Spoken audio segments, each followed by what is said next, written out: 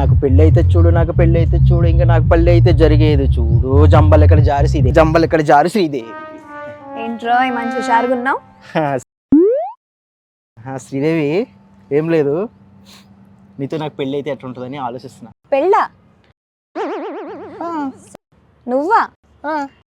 నన్నా? చాలా కోరికలు ఉన్నాయి. సరే కానీ ఎలా ఉంటుంది గెస్ట్ చేయి. గెస్సా?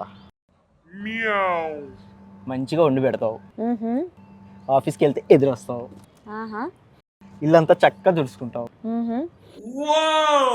నా ఇద్దరు పిల్లలకి తల్లి అవుతావు. ఇంకా నైట్ అయితే ఇంకా చాలు.